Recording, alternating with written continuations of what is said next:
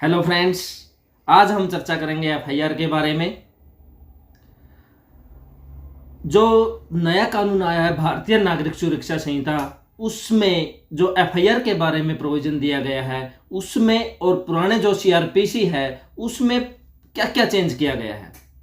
सबसे main change तो ये किया गया है कि सीआरपीसी में जो एफआईआर के बारे में सेक्शन था वो सेक्शन 154 था, लेकिन भारतीय नागरिक सुरक्षा संहिता में अब वो सेक्शन 173 रहेगा।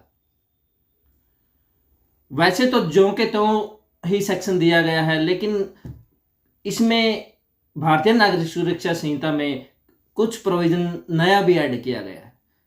जो मेन जो चेंजेस किया गया है वो 3 तरह से किया गया है। सबसे मेन चेंज किया गया है वो जीरो एफआईआर के बारे में प्रावधान दिया गया है। सीआरपीसी में जीरो एफआईआर के बारे में कोई प्रावधान नहीं था, अब जीरो एफआईआर भी हो सकती है। हम डिस्कस करेंगे कि जीरो एफआईआर होती क्या है। जब भी किसी के साथ कोई ऑफेंस घटित होता है और वो ऐसे पुलिस स्टेशन में एफआईआर दर्ज करवाने के लिए चला जाता है जिस पुलिस स्टेशन एरिया में वो ऑफेंस घटित नहीं हुआ, और वो पुलिस स्टेशन का पुलिस ऑफिसर एफआईआर दर्ज कर देता है, तो उसको हम जीरो एफआईआर कहेंगे। क्योंकि जिस पुलिस स्टेशन के ऑफिसर के द्वारा वो एफआईआर दर्ज की है उस एरिया में वो ऑफेंस घटित नहीं हुआ। जो जीरो एफआईआर का कॉन्सेप्ट था वो ललिता कुमारी स्टेट ऑफ यूपी 2014 में आया था, कॉन्सेप्ट आया था। इस भारतीय नागरिक सुरक्षा संहिता में ललिता कुमारी स्टेट ऑफ यूपी को भी फॉलो किया गया।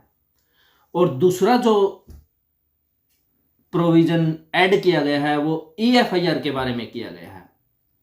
पहले सीआरपीसी में ईएफआईआर के बारे में कोई प्रोविजन नहीं था, लेकिन अब भारतीय नागरिक सुरक्षा संहिता में ईएफआईआर के बारे में भी एक प्रोविजन जोड़ा गया है।